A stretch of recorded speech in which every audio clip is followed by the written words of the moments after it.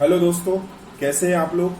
मैं नारायण हरने आज आया हूं आपके साथ एक टॉपिक लेके।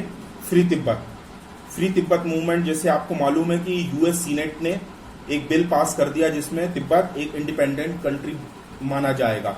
इसका मतलब यह है कि यूएस सीनेट का अब एक रिप्रेजेंटेटिव लासा में बैठेगा। पहले चाइना में बीजिंग में बैठता था और अब एक लासा में भी बैठेगा। मैं आपको इसकी थोड़ी सी एक स्टोरी रिमाइंड कराता हूं। क्या आप कल्पना कर सकते हो आपके घर का एक 6 साल का बच्चा गायब कर दिया जाए और वो 25 साल तक उसकी कोई खबर ना मिले। 25 साल का एक पॉलिटिकल प्रिजनर। सोचो, एक 6 साल का बच्चा इतना सा नादान बच्चा होता है। चाइना की कम्युनिस्ट पार्टी ने उसको 6 साल के बच्चे को, जिसका नाम पंचन लामा है, उसको किडनैप किया। आज तक उस बच्चे का पता नहीं है। मैं आपको तिब्बत के बारे में थोड़ा सा मैप में बताऊंगा। ये आप मैप देखिए तिब्बत का। तिब्बत के मैप में आप वो डेट देखिए, 17 मार्च 1959, 17 मार्च 1959। नॉर्थ ईस्ट में आपको मालूम होगा थोड़े समय पहले तक ही हमारे यहाँ इंडो तिब्बत बॉर्डर पुलिस हुआ करती थी। जो चाइना के प्रेशर की वजह से इंडो तिब्बत बॉर्डर पुलिस को हमें हटाना पड़ा और वही तिब्बत वहां से एक autonomous country, autonomous state China ने ऑक्युपाई कर लिया।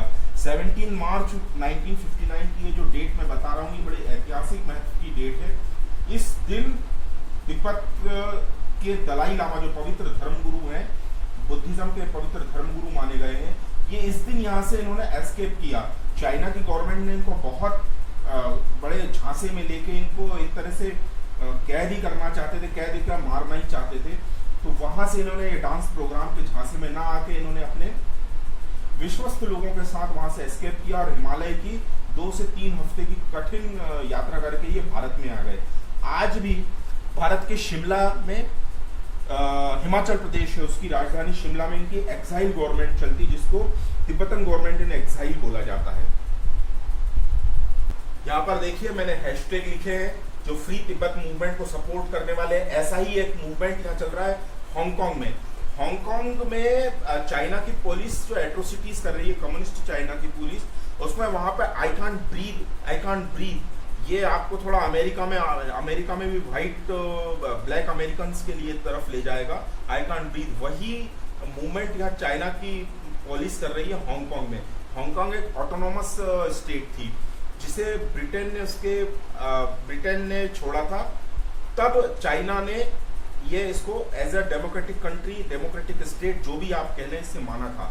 लेकिन अब चाइना 99 इयर्स की लीज भी नहीं होने देना चाह रही है पूरे, और पहले ही हांगकांग में एट्रोसिटीज कर चाइना को, हांगकांग को ऑक्युपाई कर रही है।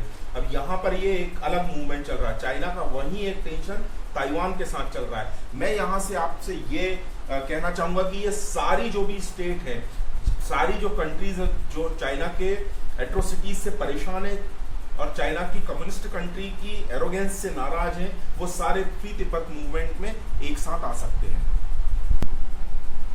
ये कहानी शुरू होती चाइना के सिविल वॉर से 1950 से, जब डेमोक्रेट्स, चाइना के डेमोक्रेट्स और चाइना के कम्युनिस्ट लोगों में टेंशन हुआ था। यहाँ पर चाइना के डेमोक्रेट्स जो थे वो बातचीत करके मामले को सुलझाना चाह रहे थे, लेकिन चाइना के कम्युनिस्टों ने बंदूक की नोक पर मार के भगा के इनको दूर कर दिया। डेमोक्रेट्स आज ताइवान में चले गए। ताइवान में डेमोक्रेटिक लोग रहते हैं और अपना डेमोक्रेटिक ताइवान उन्होंने शुरू किया। एट्रोसिटीज की सीसीपी, चाइना कम्युनिस्ट पार्टी, इसकी एट्रोसिटीज की कहानी शुरू होती है 1950 से, जब चाइना में सिविल वॉर हो गया था। सिविल वॉर था बिटवीन कम्युनिस्ट एंड डेमोक्रेट्स में। डेमोक्रेट्स बातचीत से सारी चीजें सुलझाना चाहते थे, लेकिन कम्युनिस्टों ने एंगल बदल के उसको बंदूक की नोक पे अपना मूवमेंट शुरू कर दिया और कम्युनिस्टों के एट्रोसिटीज से फिर डेमोक्रेट्स को भागना पड़ा और वो आज ताइवान है। ऐसा ही हांगकांग में एट्रोसिटी शुरू हुई है इनकी, और वही मूवमेंट तिब्बत में भी उन्होंने अपने शुरू की एट्रोसिटीज के। यहाँ 17 मार्च को मैंने बताया था, 17 मार्च के दिन 1959 को दलाई लामा, जो पवित्र धर्मगुरु है, उन्होंने वहां से निकल गए, चाइना के झांसे में नहीं आए और वो निकल के भारत में आए। आज भी एक्साइल गवर्नमेंट चल रही है शिमला में। तिब्बतन गवर्नमेंट इन एक्साइल आज भी चल रही है। अब मैं यहाँ पे यूएस के बिल पे लेकर आ रहा हूँ। यूएस ने जो सीनेट में बिल पास किया है वो जनवरी 2020 में पास किया है, Tibetan policy and support act, जिसको HR 4331 नाम दिया गया है। तिब्बत का बिल यूएस सीनेट में इसके पहले भी पास किया गया था। 2002 में वो बिल था तिब्बत पॉलिसी एक्ट। 2018 में फिर पास किया reciprocal access to Tibet act, ये वाला नाम दिया गया था। अब इस बिल से फर्क ये पड़ेगा कि जैसा एक रिप्रेजेंटेटिव बीजिंग में बैठता है, वैसा ही यूएस का और दूसरे देशों का, भारत का भी एक रिप्रेजेंटेटिव ल्हासा में भी बैठेगा। यानी तिब्बत को हम एक ऑटोनॉमस कंट्री की जगह एक इंडिपेंडेंट कंट्री मानेंगे। तो यहां से ये मूवमेंट शुरू होगी और जितने भी दुनिया भर में तिब्बतन लोग घूम रहे हैं अपने तिब्बत की इंडिपेंडेंस के लिए, फ्रीडम के लिए मूवमेंट चला रहे हैं, वो सारे एक जगह पर आके अब अपने कंट्री में, तिब्बत में रह सकेंगे। इसकी मैंने लोकेशन आपको बताई थी। इस साउथ वेस्ट में चाइना है, नॉर्थ ईस्ट में इंडिया है, नेपाल है, म्यांमार है और भूटान है। ये सारी नेबरिंग कंट्रीज को एक होके चाइना के अगेंस्ट इस मूवमेंट को तिब्बतन का सपोर्ट करना चाहिए। आज की बात मैं यहीं पूरी करूंगा, वीडियो ज्यादा लंबा ना हो तो इसे आप सपोर्ट करें। #फ्री तिब्बत। जय हिंद।